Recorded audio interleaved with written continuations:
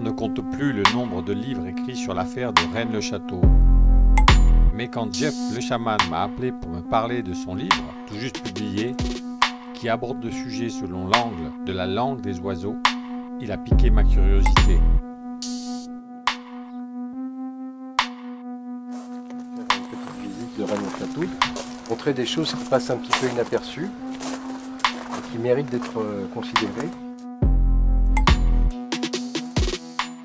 puisqu'elles vont nous emmener sur une piste qui est relativement peu exploitée, qui est celle de la langue des oiseaux, et donc de l'alchimie. Donc ici à l'entrée de l'église, nous avons deux gargouilles qui gardent l'entrée. À gauche, l'une d'entre elles tire la langue, tire une grande langue, et à droite, nous avons une gargouille qui comporte des ailes et a priori une tête de chat. Donc cela peut nous donner le rébus, langue des oiseaux. Ça forme un rébus donc. Tout à fait, c'est comme ça qu'il faut le lire, en tout cas c'est comme ça traditionnellement qu'on peut lire les gargouilles aussi. Donc nous sommes devant le portail de l'église de Rennes-le-Château, où il y a un certain nombre d'informations qui sont apparentes, dont notamment la présence de Marie-Madeleine, bon, bien sûr à laquelle l'église est dédiée. Et juste au-dessus de celle-ci, nous avons une motion latine, insignio vice, qui se traduit par ce signe tu vaincras, et qui est une référence à l'histoire de l'empereur Constantin, qui a fait apposer un chrisme sur les armures de son armée pour remporter une victoire importante. Voilà, et c'est ce qui aussi a contribué au christianisme dans l'Empire romain, à la fin de l'Empire romain. Alors donc, nous sommes accueillis ici par un bénitier qui est soutenu donc par un diable qui est dans une certaine position et qui a le regard porté vers le sol.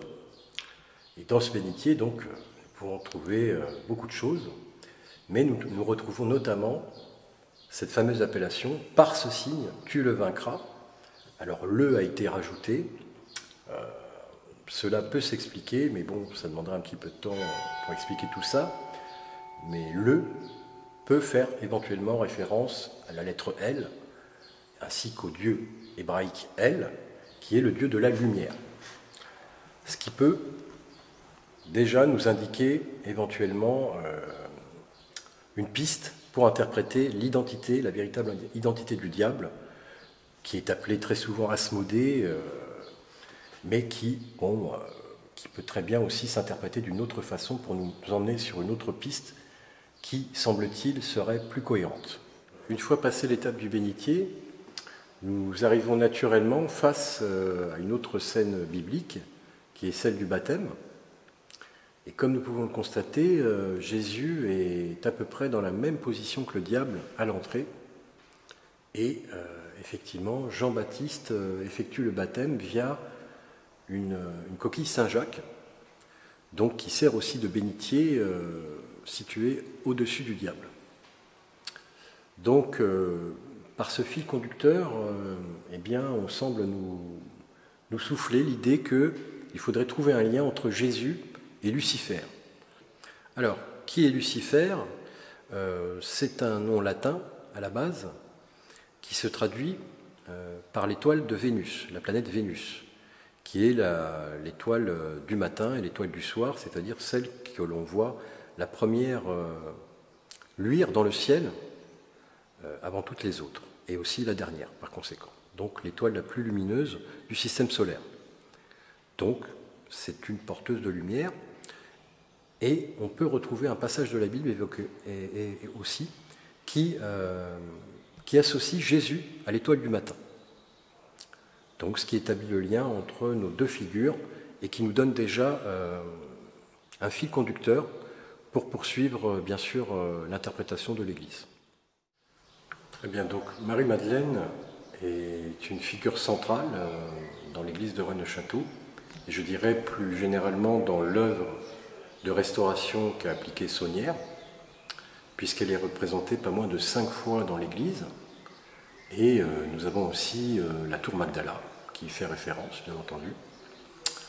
Et donc il s'agit effectivement de trouver le fil conducteur qui relie notre diable, Jésus et Marie-Madeleine. Puisque Marie-Madeleine est aussi l'une des figures de Vénus, de la planète Vénus, c'est-à-dire la déesse de l'amour chez les Romains, qui donc est associée elle-même, Marie-Madeleine, à la coquille Saint-Jacques, puisque nous trouvons par exemple le fameux biscuit, la Madeleine, en forme de coquille Saint-Jacques. Et donc c'est le fil conducteur que nous devons suivre pour interpréter le message de Rennes-le-Château, qui nous mènera encore à un autre endroit, pas très loin, c'est-à-dire tout proche de Rennes-les-Bains. Alors quelques mots sur la fresque, qui est gigantesque, qui est représentée donc au fond de l'église, qui représente donc Jésus sur le mont des Béatitudes, en train de prononcer le sermon.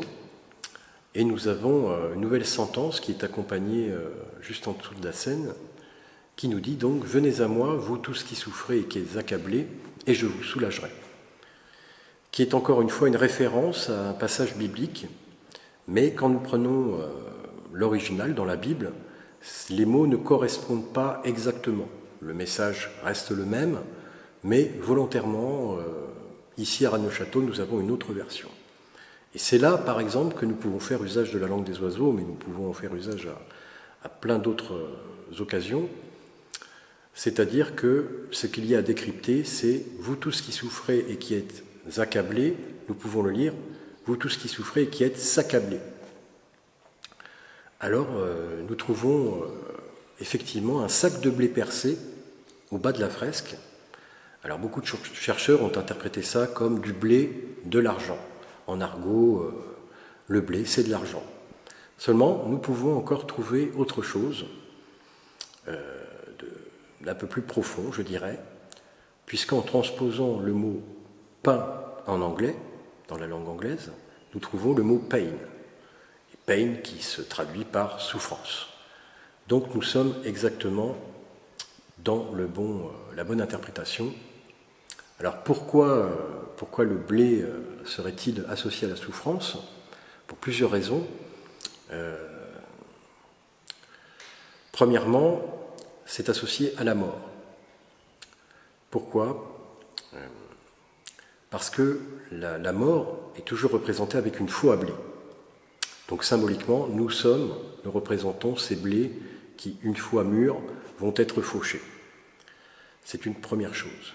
Et deuxièmement, nous avons ce symbole du pain qui est repris dans l'hostie, en fait, dans l'hostie qu'utilise l'Église, c'est-à-dire qui symbolise le corps du Christ en souffrance, c'est-à-dire durant le chemin de croix.